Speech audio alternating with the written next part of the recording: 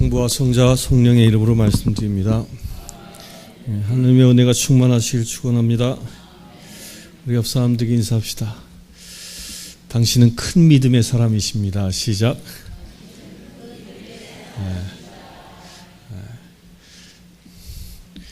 큰 믿음의 그릇을 가지시길 축원합니다.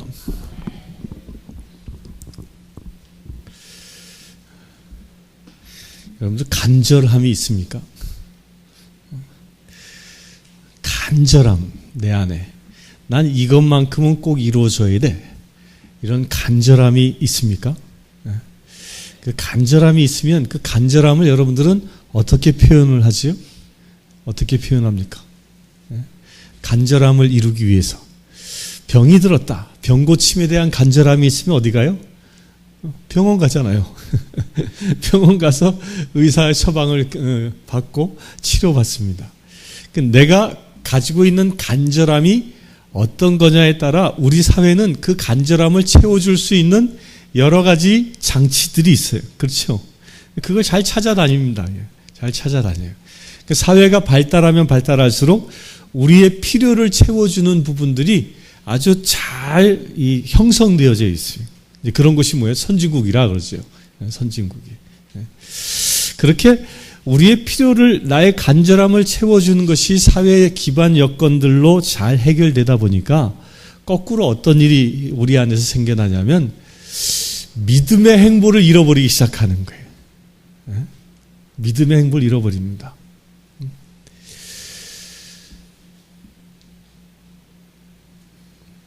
결혼을 했는데 아이를 못 갖는다. 아이가 생기지 않아요. 1년이 넘어도.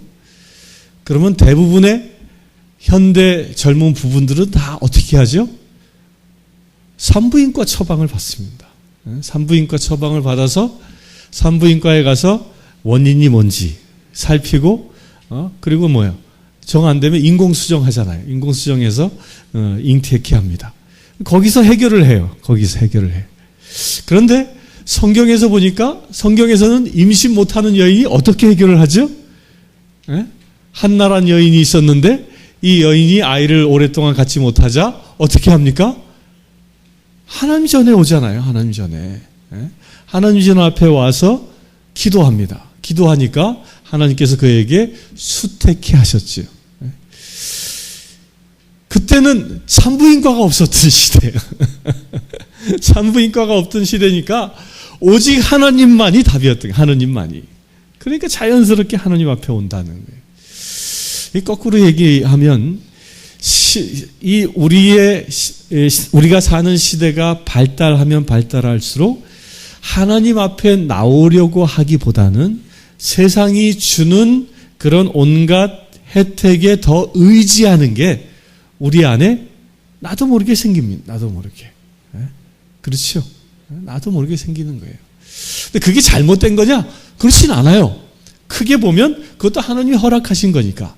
그런데 제일 문제는 뭐냐면 무엇을 우선시하고 있느냐가 중요한 거예요. 무엇을. 내가 병이 들었다, 내 안에 문제가 생겼다, 내 안에 여러 가지 어려움들이 생겼다. 그러면 그 어려움들을 풀어주실 수 있는 주권을 누가 가졌다라고 우리가 믿는 사람들은 믿어야 합니까? 그건 하나님이 가지셨다는 거지. 하나님이 그 주권자이시다라는 것을 믿음으로 고백해야 하는데, 그 믿음의 고백을 하기 전에 하나님과 전혀 관계없이 내 주변에 허락하고 있는 인프라를 먼저 생각한다는 거예요. 여기서 조금의 문제들이 생기기 시작한다는 거예요. 어떤 문제가 생기냐면 하나님이 섬세하게 나를 보살피시는 그 은혜를 내가 지금 처한 상황에서 경험하지 못하는 경우가 생기는 거예요. 무슨 얘기냐면요, 하나님은 우리의 무엇까지도 알고 계셔요? 우리의 머리카락 수까지도 알고 계시잖아요. 내 마음속까지도 알고 계시잖아요. 내 삶을 누가 계획하셨어요? 하나님이 언제 계획하셨어요? 천지창조 이전부터 하나님은 나를 2017년 바로 오늘 이 시간 무엇을 할지를 계획하셨고, 그것에 따라서 하나님이 나에게 어떤 축복을 주실지를 계획하셨는데, 그런 하나님의 계획과는 관계없이 하나님이 나에게 무엇을 행하길 원하시는지, 나에게 무엇을 주시길 원하시는지, 하나님이 나에게 원하시는 바가 무엇인지에 관한 그 하나님의 뜻과는 관계없이 내 일상의 문제를 세상이 주는 편리함으로 풀어가고 있다는 거죠.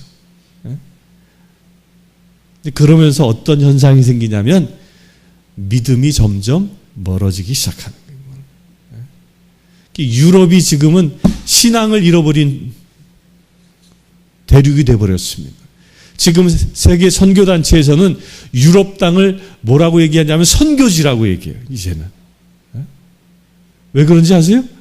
전체 인구의 주일 출석수가 3%가 안 돼요. 유럽 땅이 기독교 국가였던 것 아니에요. 무려 약 1500년 이상 기독교 국가였어요. 거기 가보면 가는 곳곳마다 막 그냥 뭐 1000년 이상 된 성전들이 즐비하잖아요. 근데 그게 텅텅 빈 거예요. 텅텅. 거기가 이제 선교지가 돼서 한국 선교단체에서 유럽으로 선교사를 오히려 지금 파송합니다. 영국 땅에, 우리 성공의 본산이 영국 땅에도요, 한인 선교사가 얼마나 많이 가 있는지 몰라요. 곳곳에, 유럽 전역에. 왜 그들이 그렇게 이제 신앙을 저버리는 그런 땅이 되었을까? 무려 1500년의 전통을, 신앙의 전통을 가진 대륙이었음에도 불구하고 왜 그럴까요? 그들이 선진국이 되어지면서 각종 인프라가 구성되어져 왔는데 그들의 문제를 풀어줄 수 있는 사회적인 여건들이 다 구성되어지다 보니까 그 안에 하나님의 그 손길, 하나님의 은혜를 발견하지 않는 거예요. 의지하지 않는 거예요. 찾지 않는 거예요. 하나님 없이도 다 해결되니까. 하나님 없이도 모든 문제들이 해결된다고 그들은 경험하고 있었기 때문에 하나님 앞에 나올 이유가 없는 것이죠. 우리도 그런 위험에 빠질 수 있는 것입니다. 우리도. 지금 한국 사람들은요, 최대의 관심이 뭔가 보면 뉴스를 찾아보고 이렇게 찾아보면 이상하게도 한국 사람들은요, 북핵에 관하여 그렇게 큰 관심이 없어요. 뭐 미국과 북한과 이렇게 전쟁 한번 나면 이게 핵전쟁이 일어난다고 그러잖아요. 아주 무시무시한 이야기가 지금 막 벌어지고 있는데 지금 현재요, 하와이하고 알래스카, 또 미국 이제 서부 연안 지역에는 무슨 훈련을 하냐면 핵전쟁 대비 훈련을 한대요, 지금. 북한에서 핵을 쏘면 어떻게 행동해야 할지 핵전쟁 대비 훈련을 하고 있는데 정작 나만, 우리 대한민국 사람들은 아무 생각도 없는 거야. 아무 생각도 없어요. 그 예로 볼까요? 비상식량 준비해놨어요? 우리 저 베드로님이 전에 그러시더라고요. 그때 그 4월달이었나? 5월달이었나? 그때 전쟁 위기 막 있었잖아요. 막 미국의 항공모함이 막 2함대가 막 오고 막 난리 났었잖아요. 그때 베드로님이 저에게 제일 먼저 하신 일이 뭐냐면, 신부님, 제가 6.25 전쟁을 겪어봤는데 전쟁 때 제일 필요한 게 돈입니다. 그러더라고요. 그러니까 신부님, 최소한 돈 100만 원은 현찰로 가지고 있어야 전쟁 때 살아남으니까 어떻게든 100만 원 만들어 놓으라는 거예요. 저는 그 얘기를 딱 들으면서 그 틀린 얘기는 아니에요. 전쟁이 일어나면 준비해야 되겠죠. 그런데 제가 딱 드는 생각이 뭐였냐면, 신부인 나는 어떻게 얘기를 해야 될까? 베드로님은 신자니까 얘기했을 거고, 또 전쟁을 경험하신 분이니까 그렇게 얘기하신 거고, 성직자인 나는 어떻게 얘기해야 할까? 예? 어떻게 얘기해야 될 것 같아요? 비상식량 준비하십시오. 물 준비하십시오. 물론 그런 얘기도 하겠지요. 그 이전에 무엇을 이야기해야 할까요? 하나님께 의지하십시오. 하나님 앞에 엎드리십시오. 이게 신앙인의 모습이라는 거죠. 신앙인의 모습. 먼저 주의 나라와 의를 구하는 것처럼 하나님을 의지하는 그 믿음의 선포가 우리 안에 있어야 한다는 겁니다. 세상이 주는 편리함, 세상이 주는 그 인프라에 나의 삶을 의지하는 게 아니라 나를 인도하시는 하나님의 뜻을 구하고 그 하나님의 은혜를 사모하는 게 우리 신앙인의 기본 자세라는 겁니다. 그래서 우리 신앙인들은 무엇을 하든지 간에 누구의 뜻을 구해야 돼요? 하나님의 뜻을 구해야 하는 거예요. 그렇게 되시길 축원합니다. 오늘 복음에 보면 예수님이 갑자기 행보를 바꿔버립니다. 오늘 복음 이전까지는요, 예수님이 주로 어디서 활동하셨냐면 갈릴리 호숫가 주변에서 활동하셨어요, 주로. 갈릴리에서 왔다 갔다 하셨어요. 거기서 배 타고 건너갔다가 뭐 이렇게 왔다 갔다 하시고 갈릴리 호숫가 주변에서 활동을 하셨는데 오늘 갑자기 예수께서 거기를 떠나. 거기가 어디냐? 갈릴리 호숫가거든요. 호숫가를 떠나서 어디로 가시냐면 띠로와 시돈 지방으로 가셨다 그래요. 근데 이 띠로와 시돈 지방이 어디냐면요, 이스라엘에 갈릴리 호수가 있으면 갈릴리 호수에서 서북쪽에 있는 지중해 연안에 있는 지역이에요. 그러니까 거기는 이스라엘 땅은 이 갈릴리는 그 해 수면보다 아래에 있거든요. 그러니까 이게 지중해 쪽으로 가면 산을 넘어가야 돼, 산을. 이 막 메마른 산입니다. 그 결코 쉬운 길이 아니거든요. 그 산을 넘어서 지중해 연안까지 예수님께서 일부러 가신 거예요. 여기 왜 가셨다는 얘기는 써 있지 않아. 갑자기 거기를 떠나 띠로와 시돈 지방으로 가셨다는 거예요. 그 띠로와 시돈 지방에 가셨는데 여기는 왜 가셨을까요? 왜 가셨을까? 그 이야기는요, 마태복음 11장에 보면 나옵니다. 11장 21절에 보면 코라지나 너는 화를 입으리라. 벳사다야 너를 화를 입으리라. 너희에게 베푼 기적을 띠로와 시돈에게 보였더라면 그들은 벌써 배 옷을 입고 재를 머리에 쓰고 회개하였을 것이다. 이 말씀을 그 전에 하신 거예요. 갈릴리에서. 갈릴리 어디에서 하신 거예요? 어디에서 하셨어요? 코라진, 벳사이다. 이 코라진과 벳사이다가 어디냐면 갈릴리 호숫가 주변에 예수님이 주로 활동했던 지역이에요. 예수님께서 수많은 기적을 보이신 곳이, 병자를 치유하고 오병이어를 베푸시고 그런 기적을 행했던 지역을 떠나서 코라진을 떠나서 띠로와 시돈으로 가신 거예요. 그 띠로와 시돈에 갔으면 그곳이 어떻게 해요? 회개했을 것이다라고 미리 예언하신 거죠. 그 예언을 성취하기 위하여 예수님이 띠로와 시돈으로 가시는 거예요. 근데 놀라운 것이 그곳에 가서 예비된 한 사람을 만나지요.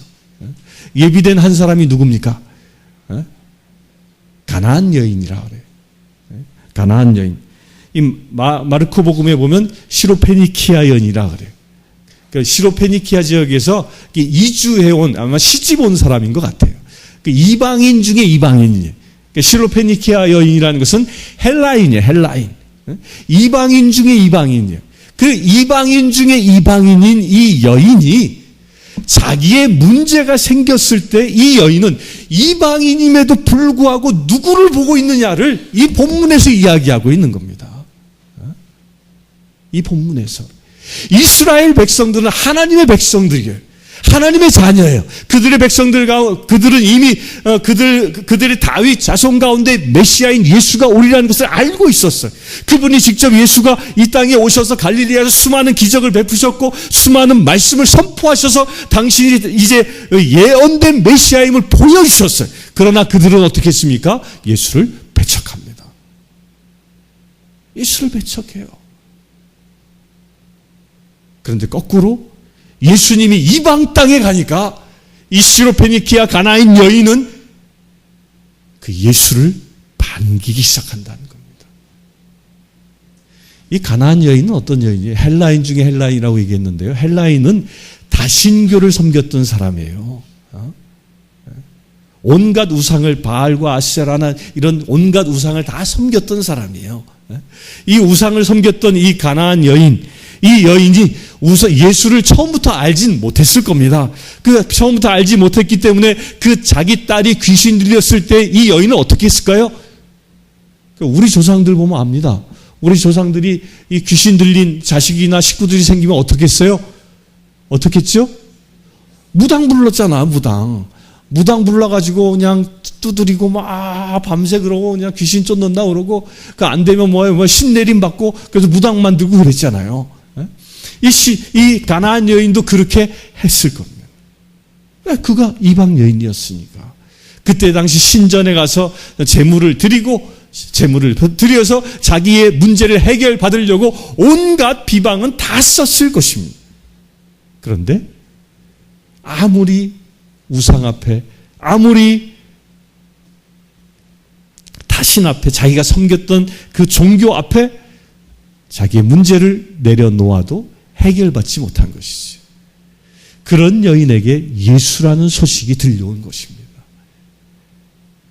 저 갈릴리에 유대인 중에 한 청년이 있었는데 그 청년을 만나면 귀신 들린 자가 귀신이 쫓겨져 나가고 병든 자가 치유되어지고 죽은 자가 살아난다.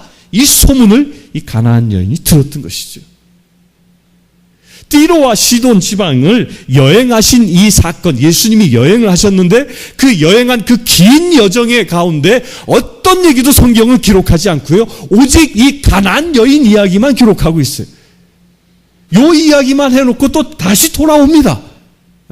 곧 거기에는 무슨 이유가 있었다는 거예요. 예수님이 띠로와 시돈 지방에 간 이유가 딱 하나였다는 거예요. 누구를 만나기 위하여?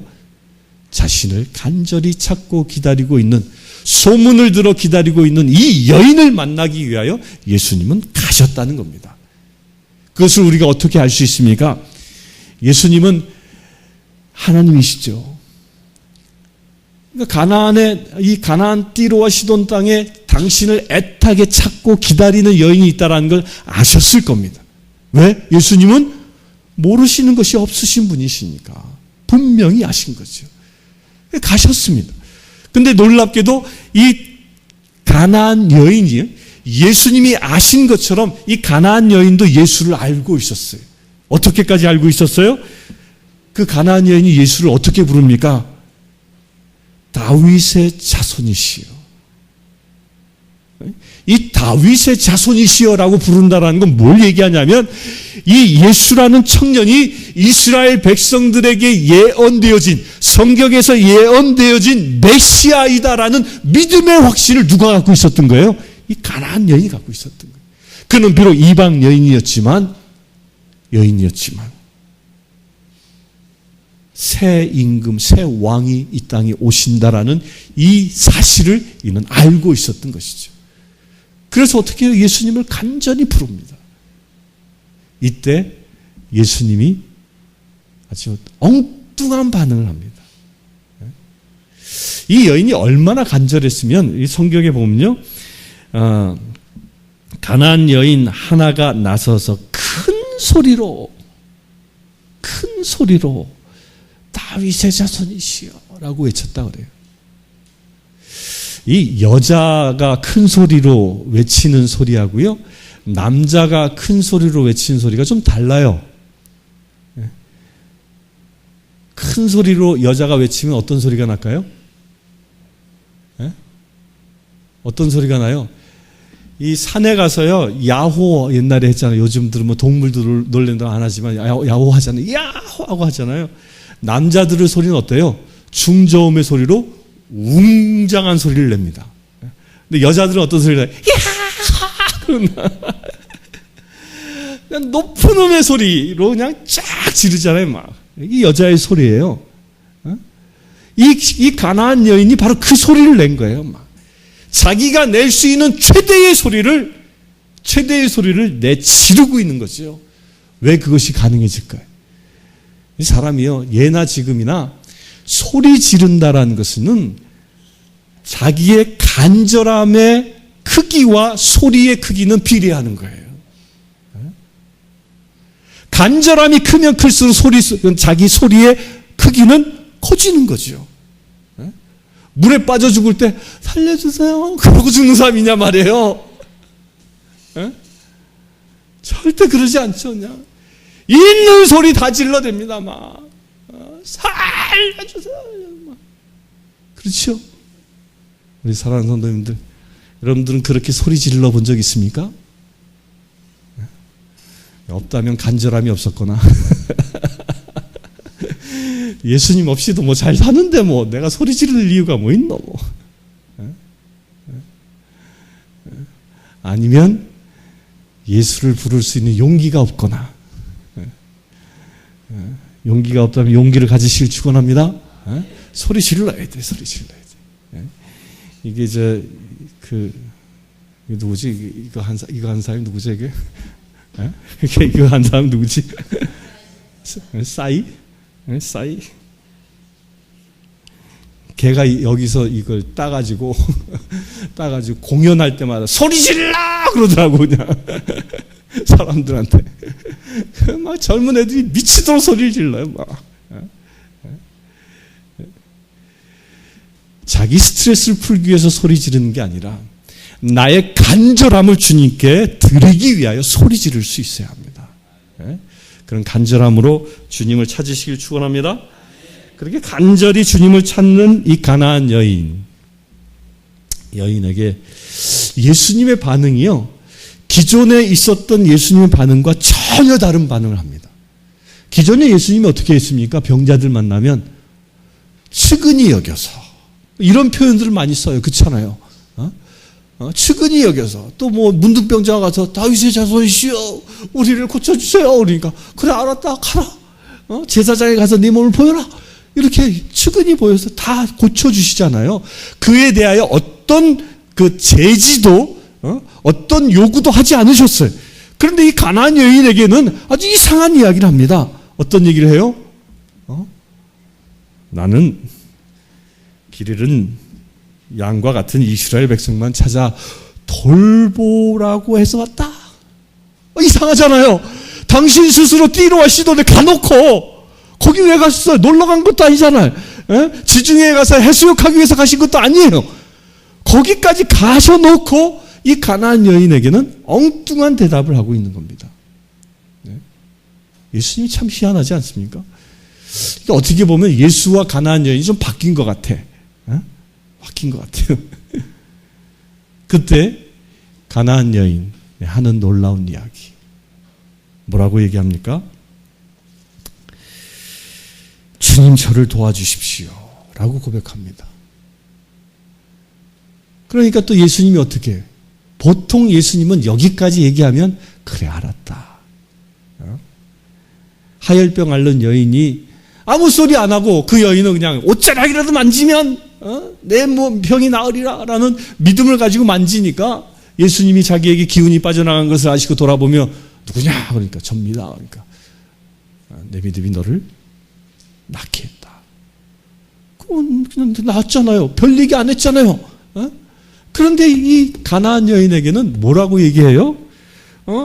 가나안 여인이 간절히 엎드려서 그냥 간절히 사정하고 있는데 주님, 자녀들이 먹을 빵을 강아지에게 내려주는 것은 옳지 않다. 이 예수님 참 잔인한 이야기 하고 있는 거 아니에요? 딸이 병들어가, 땅이 귀신 들려서 막 애 같아서 엎드려서 주님 앞에 막 삭삭 빌고 간절히 주님 앞에 부탁하고 있는 그 사람에게 뭐라고 얘기해요? 뭐라고? 빵을 강아지에게 얹어주는 것은 옳지 않다. 이게 거절 정도가 아니잖아요. 이거 뭐라고 얘기한 거예요? 뭐라고 얘기한 거예요? 이거 거꾸로 얘기하면요, 예수님이 그 여인에게 욕한 거예요. 한국 사람들이 제일 많이 쓰는 욕이 이거잖아요. 이 욕한 거예요. 예수님이 가나안 여인을 여인 취급은커녕 뭐 취급했어요? 개 취급한 거예요. 개 취급한 거예요. 개 취급당한 겁니다. 우리 사랑하는 성도님들, 여러분들이 저에게 상담하러 왔어요. 기도받으러 왔어요. 기도받으러 와서 이제 쭉 얘기하는데 제가 들은 척도 안 해. 그 막 얘기하니까 내가 바쁘다니까 그러면서 막 내가 지금 뭐 해야 되는데 막 그러면서 그래서 요 얘기하는 거예요. 빵을 강아지에게 던져주는 것은 좋지 않다.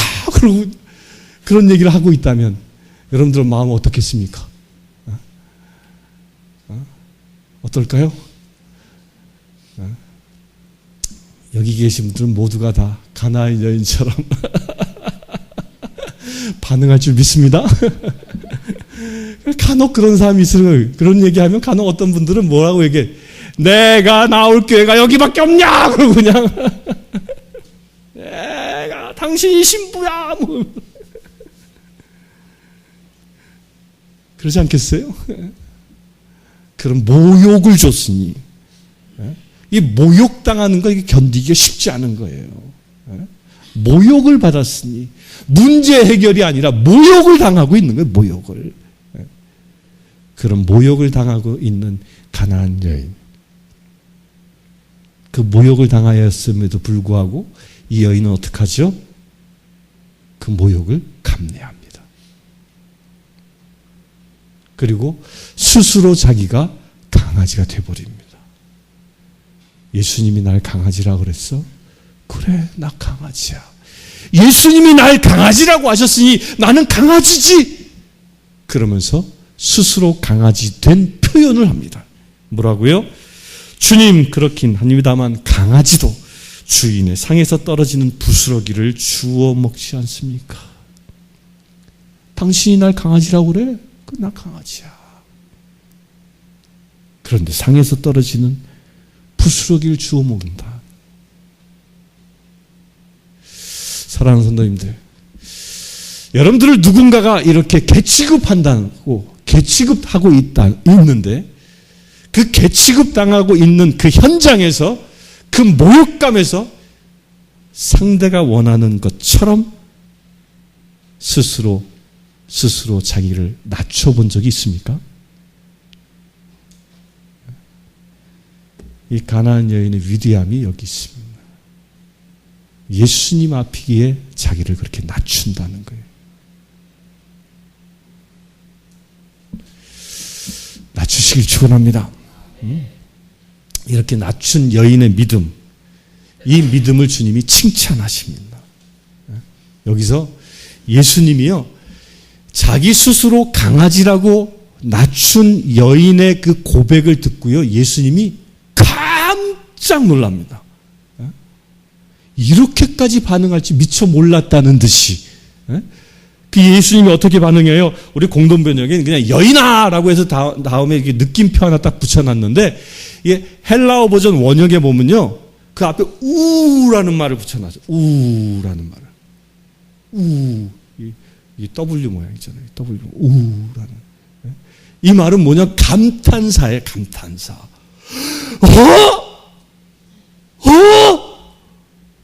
내가 너를 개취급했는데 네가 스스로 강아지가 돼? 깜짝 놀라서 여인아. 영어 성경엔 오 woman이라고 표현해요. 오. 예수님이 놀래 자빠진 겁니다. 놀래 자빠진 거. 이건 뭐예요? 예수님을 감동시킨 겁니다. 감동시킨 거. 이스라엘 백성들 가운데는 예수님을 감동시키는 사람이 없었습니다. 자기의 필요를 구하기 위해서 따라온 사람은 있었어도 예수님을 감동시킨 사람은 없었어요. 바로 이 한 사건 때문에 예수님이 가나안 땅 띠로와 시돈에 가셨던 것이죠. 우리 사랑하는 성도님들, 우리는 이 가나안 여인처럼 이방인이에요. 우리는 이스라엘 백성이 아니죠. 이방인이에요. 이 이방인인 우리가 내 문제, 나로 하여금 힘들게 하고 나로 하여금 행복하지 못하게 하는 문제가 있다면 그걸 어떻게 해결받을 수 있을까요? 예수님을 감동시킬 때. 우리 한번 여기에 도전 받읍시다. 예수님 한번 감동시켜 봅시다. 예수님이 나를 바라볼 때, 예수님이 내가 기도하는 소리를 들을 때, 오 영춘아, 오 염신부야, 이런 소리를 주께서 하실 수 있도록 우리 한번 감동시켜 보지 않겠습니까? 그렇게 예수님 감동시킨 가나안 여인, 이 가나안 여인은 어떻게 그렇게 예수님을 감동시킬 수 있었겠습니까? 첫째가 자기를 철저히 낮추는 겁니다. 철저히 낮추는 거예요. 나를 철저히 낮추고 오직 주님이면, 오직 예수 그리스도가 나의 모든 문제를 해결하실 수 있다는 이 믿음의 고백이 이 가나안 여인에게 있었던 것이죠. 그런 믿음을 가지시길 축원합니다.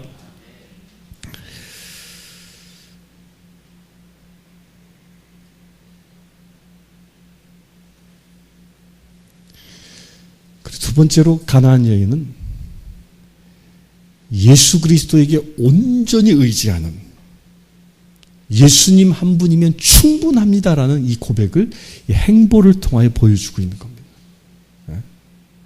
오직 한 길, 예수 그리스도. 이 믿음의 고백. 우리가 삶 속에서 주님을 감동시킬 수 있는 비밀이 여기에 있습니다. 오직 당신 하나. 이건 주님과의 관계뿐만이 아니에요. 사람과의 관계에서 그렇잖아요.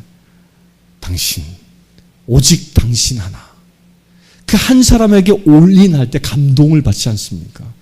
그런 사랑이 여러분들에게 있으시길 축원합니다. 그리고 이 마지막으로 가나안 여인이 가졌던 놀라운 믿음이 뭐예요? 자기가 목적한 바를 성취할 때까지 끝까지 포기하지 않는다는 거예요. 개 취급당하면서까지도 포기하지 않는다는 거예요. 우리 사랑하는 성도님들, 가나안 여인처럼 여러분들이 가지고 있는 기도 제목이 있다면 끝까지 포기하지 아니하시고 주님을 감동시켜서 기도의 응답을 얻으시길 축원합니다.